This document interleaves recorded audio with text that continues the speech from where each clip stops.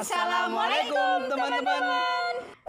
Kami dari kelompok 1 Psikologi Pendidikan. Video ini kami buat untuk memenuhi ujian tengah semester.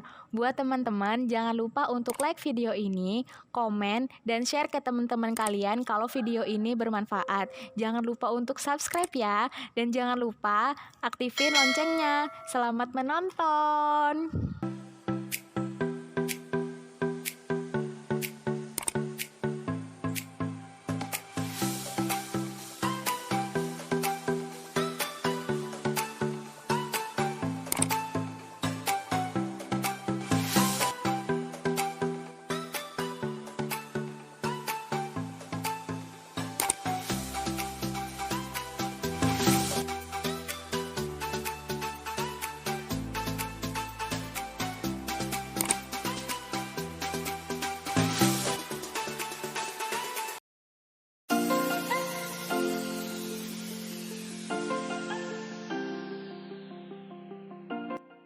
Oke teman-teman, apa itu pengertian konsep?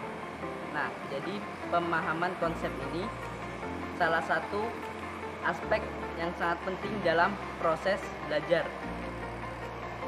Salah satu tujuan mengajar yaitu membantu murid untuk memahami konsep umum subjek, dan juga bukan hanya mengingatkan murid tentang fakta-fakta tertentu saja. Pemahaman konsep ini akan meningkat ketika guru mampu mengeksplorasi topik secara lebih mendalam dan juga memberikan contoh yang menarik dan sesuai dengan konsep tersebut. Oleh karena itu, konsep bisa juga disebut dengan blok bangunan berpikir.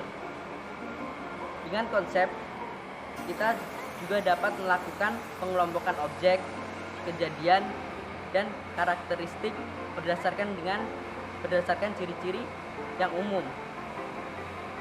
Dengan pemahaman konsep juga, kita dibantu dalam menyederhanakan, meringkas, dan mengorganisasikan informasi pemahaman konsep yang memandu kita pada setiap kali berhadapan dengan informasi-informasi yang baru.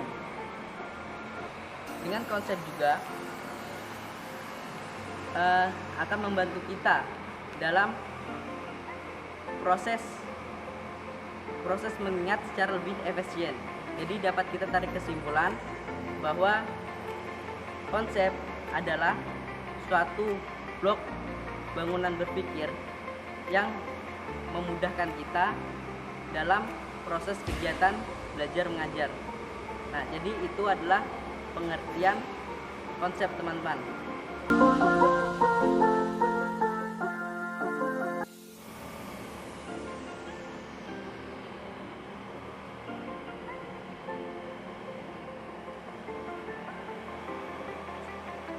Baik, kita akan melanjutkan materi tentang pendidik. Apa sih pendidik itu? Pendidik yaitu orang yang mendidik orang lain.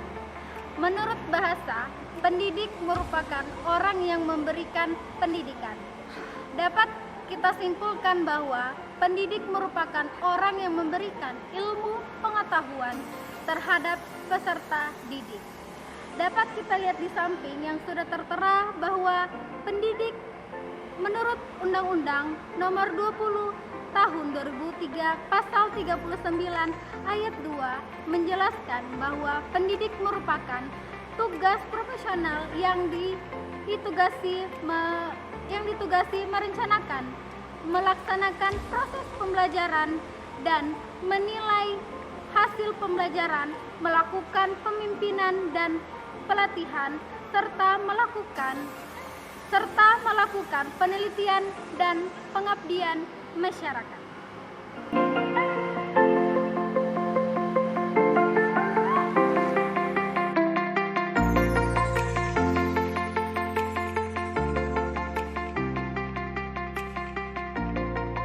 Baik, selanjutnya kita akan masuk ke materi selanjutnya, yaitu mengenai syarat-syarat menjadi pendidik yang ideal. Untuk syarat-syarat menjadi pendidik yang ideal yaitu ada 5. Yang pertama, seorang pendidik harus memiliki ijazah. Dan yang kedua, seorang pendidik harus dalam keadaan sehat jasmani dan rohaninya.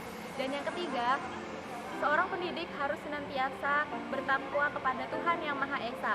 Dan yang keempat, seorang pendidik harus memiliki rasa tanggung jawab yang besar. Dan yang terakhir yaitu seorang pendidik harus memiliki jiwa nasional.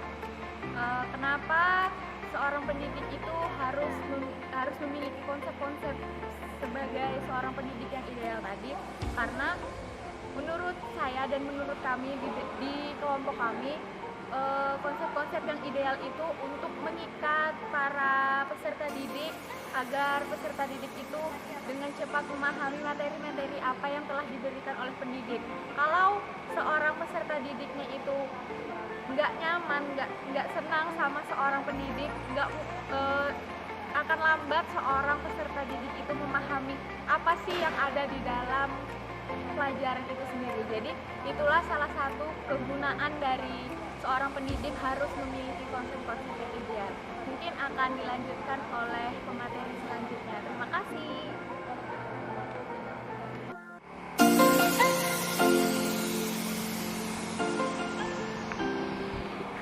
Baik, selanjutnya kita akan membahas tentang apa aja sih karakteristik dari seorang pendidik yang ideal itu.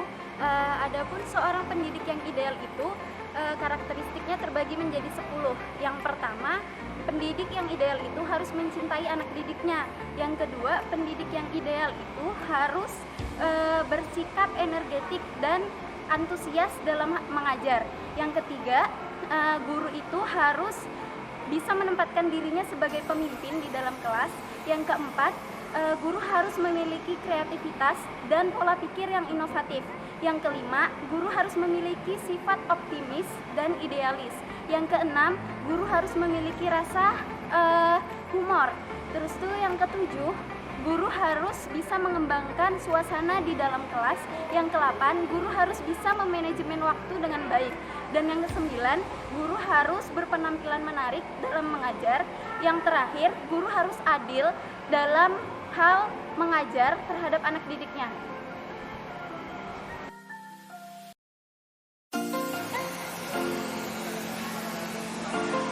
Oke guys, itu tadi video dari kelompok kita. Dan terima kasih buat teman-teman yang udah nonton video ini dari awal sampai akhir tanpa nyikip video ini. Semoga bermanfaat untuk teman-teman semua. Kurang dan lebihnya kami mohon maaf. Wassalamualaikum warahmatullahi wabarakatuh.